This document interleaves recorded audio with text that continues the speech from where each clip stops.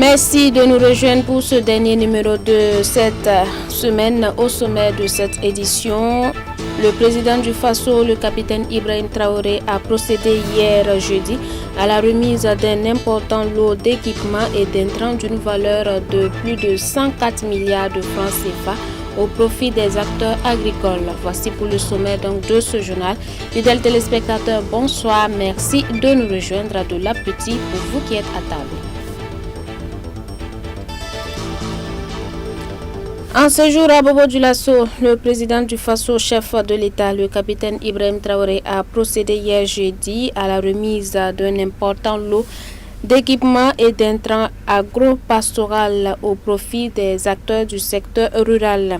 Ce lot d'un coût de plus de 104 milliards de francs CFA s'inscrit dans la mise en œuvre du plan opérationnel pour la souveraineté alimentaire et la création d'emplois décents dans le secteur agro-pastoral dénommé Offensive agro-pastorale et halieutique 2023-2025 et l'initiative présidentielle pour la production agricole et l'autosuffisance alimentaire. Plus de détails avec Toudasida Salamedrogo. Je vous remets officiellement donc les clés de tous ces engins. Merci, Excellence. Je vous souhaite une très bonne campagne. Merci, Excellence. Prions Dieu pour une très bonne pluviométrie. Merci, Excellence. Et que vous puissiez atteindre vos objectifs fixés cette année. Merci. Derrière ce geste symbolique Merci, se cache une volonté de plus en plus claire, celle d'équiper conséquemment les acteurs du monde rural pour travailler en vue d'atteindre l'autosuffisance alimentaire au Burkina Faso. D'un coût de plus de 104 milliards de francs CFA, ces intrants et équipements mis à la disposition des producteurs pour la campagne agricole 2025-2026 sont réceptionnés ce 22 mai 2025 à Bobo par le ministre de l'Agriculture avec grande satisfaction. Une énorme satisfaction pour nous et également plein d'engagement, plein de détermination. Je pense que c'est la deuxième année consécutive que son Excellence, le camarade capitaine Ibrahim Traoré, met à la disposition du monde rural du matériel et des intrants agro-pastoraux pour booster la production dans l'objectif d'atteindre l'autosuffisance alimentaire sur l'ensemble de notre territoire. L'année passée, c'était à hauteur de 77 milliards. Cette année, c'est 104 milliards. C'est près de 30% de plus en termes d'appui de l'État. Cela ne prend pas en compte les efforts qui ont été consentis pour réaliser les aménagements au profit des producteurs. C'est donc dire qu'en tant que premier responsable du monde rural, c'est beaucoup de satisfaction, mais également une invite à redoubler d'efforts et à travailler dans le sens de la vision de son Excellence, qui est l'atteinte de l'autosuffisance alimentaire dans un horizon très proche. Nous sommes donc comblés. Ce matériel et ces intrants vont permettre à l'ensemble de nos producteurs de pouvoir accroître leurs capacités, de pouvoir améliorer les rendements, de pouvoir réduire la pénibilité du travail des producteurs et à terme de pouvoir avoir de meilleures récoltes en vue de combler les gaps qu'il y a dans les différents produits de consommation au niveau local. Cette importante acquisition vient par ailleurs renforcer les capacités opérationnelles des brigades de mécanisation agricole. Le ministre, conscient des efforts, a exprimé son engagement à œuvrer pour l'atteinte des objectifs assignés. Cela vient renforcer ce qui a déjà été fait l'an passé. C'est pour dire que sur le plan structurel et sur le plan institutionnel, nous avons préparé l'ensemble du dispositif. Cela s'est matérialisé par la création des brigades de mécanisation agricole. Dans chaque commune, nous avons pu implanter une brigade de mécanisation agricole. Ce matériel qui vient à point nommé va permettre non seulement de renforcer ces brigades de mécanisation agricole qui vont faire des prestations à titre gracieux pour les populations vulnérables, mais également à prix réduit, à prix fortement subventionné pour les autres populations, pour permettre de booster rapidement notre production. La fertilisation est un déterminant important également pour l'accroissement des rendements sur nos différentes superficies. C'est donc pour cela que l'État consent chaque année des efforts importants pour mettre à la disposition des producteurs des fertilisants minéraux en grande capacité et leur permettre d'atteindre les objectifs. L'an passé, c'était autour de 60 000 tonnes d'engrais qui a été mis à la disposition des producteurs. Cette année, nous sommes montés à 70 000 tonnes d'engrais minéraux, sans compter la fumure organique qui serait également mise à la disposition des producteurs. Notre ambition, c'est d'être totalement autonome du point de vue alimentaire et de produire suffisamment ce que nous devons manger. C'est donc avec beaucoup de mesures que nous prenons ces efforts qui sont faits à notre profit Et également, nous mesurons l'ampleur de la tâche qui nous est confiée, mais nous nous sommes engagés et nous nous engageons à poursuivre la dynamique afin que l'autosuffisance alimentaire, qui est une vision sacrée de camarade capitaine Ibrahim Traoré, soit une réalité dans notre pays. Ce sont en outre 1033 motos pour les agents de terrain, 485 motopompes, 1102 motoculteurs, 17 camions ou encore 2 ateliers de forage qui sont ainsi acquis pour cette campagne agricole 2025-2026. Un autre sujet dans cette édition, le ministère de la Sécurité a initié hier jeudi dans la salle de délibération de l'hôtel de ville de Ouagadougou une rencontre d'information et de sensibilisation avec les acteurs économiques. L'objectif est d'échanger pour trouver les voies et moyens en vue d'assécher les sources de financement du terrorisme au Burkina Faso. Toudasidas Salamedrango nous en dit plus. Un cadre d'échange voulu et obtenu par le ministre de la Sécurité avec les acteurs économiques ce jeudi 22 mai 2025, il va s'agir d'échanges à bâton rompu pour dénicher des pistes de sortie et bouter définitivement le terrorisme hors du Burkina. Pour ce faire, assécher ses sources de financement s'avère primordial. Nous avons convié les différents acteurs, qu'il s'agisse des chauffeurs, qu'il s'agisse des transporteurs, les acteurs des marchés à bétail, les commerçants des marchés yards, les commerçants de motocyclettes et les gérants ou les distributeurs de carburant. Donc ici, c'est non seulement pour les sensibiliser sur leur implication nécessaire à l'assèchement des sources de terrorisme. Parfois, certains acteurs le font de façon consciente parce qu'ils en font une affaire, un business, ou parfois aussi d'autres personnes le font de façon inconsciente. Donc il était temps pour nous de les convier à cette rencontre, de les sensibiliser sur cette question de financement du terrorisme qui commence à être une problématique existentielle, comme je le disais, mais également les donner quand même certains réflexes pour qu'ils soient encore plus actifs en termes de lutte contre le financement du terrorisme. Donc à travers cette séance, nous avons pu identifier quand même quelques éléments que nous allons faire passer le message à leur niveau, pour qu'eux aussi, à leur niveau, aussi, puissent relayer ça au plus bas niveau. Donc nous pensons que si nous gagnons des résultats, nous arrivons à engager des résultats dans la lutte contre le financement du terrorisme, cela va impacter plus de 60% dans la lutte concrète contre le terrorisme sur le terrain. Dans son mot introductif, le ministre Mahamadou Sana s'est voulu on ne peut plus clair, mettant chacun face à ses responsabilités.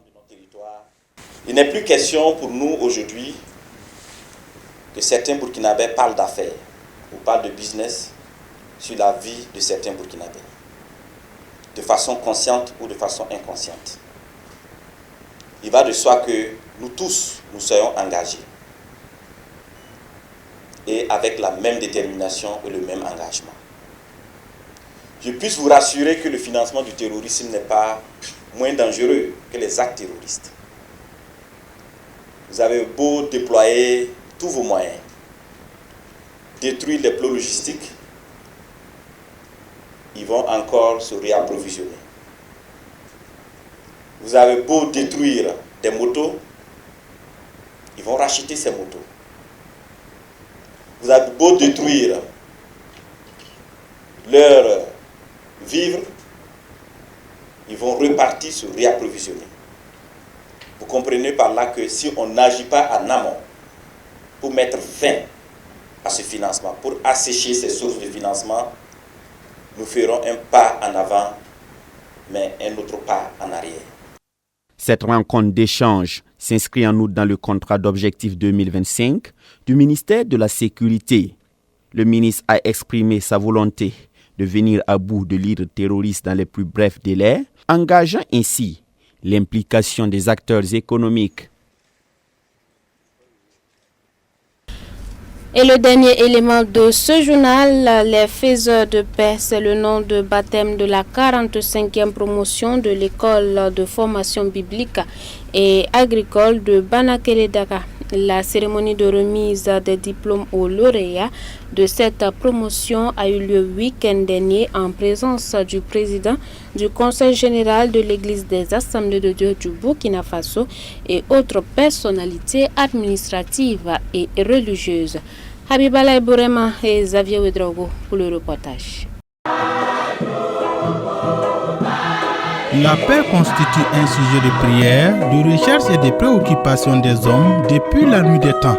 C'est dans cette optique de contribuer à la recherche d'une paix réelle et durable, l'école de formation biblique et agricole de Banakili-Daga, dans la région administrative de Haut-Bassin, a formé, équipé 55 personnes pendant 3 années, afin qu'ils soient des hommes transportant des valeurs qui prônent la paix.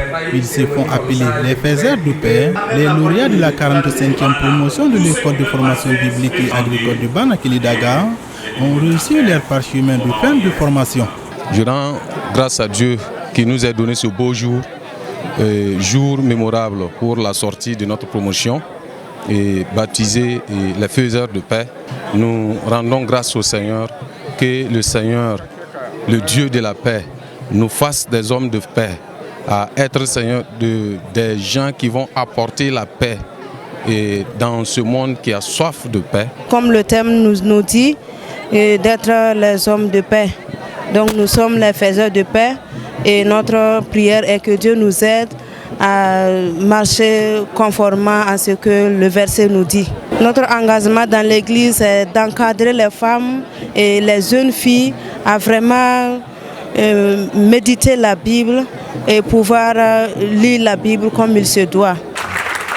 Les faiseurs de paix, le nom de baptême de cette 45e promotion de Banakili-Daga, l'orateur à l'occasion de cette cérémonie de sortie a donné un message sur la paix selon la Bible. Nous avons parlé de la paix, nous avons mis l'accent sur 2 composantes de la paix, la justice et la bonté. Vertu que Jésus a incarnée, il faisait le bien, il faisait ce qui est juste. Et le défi lancé aux faiseurs de paix et un défi lancé à toute la communauté chrétienne et à tous les Burkinabés. Ce que je suis en train de faire, est-ce que c'est bien? Est-ce que c'est juste?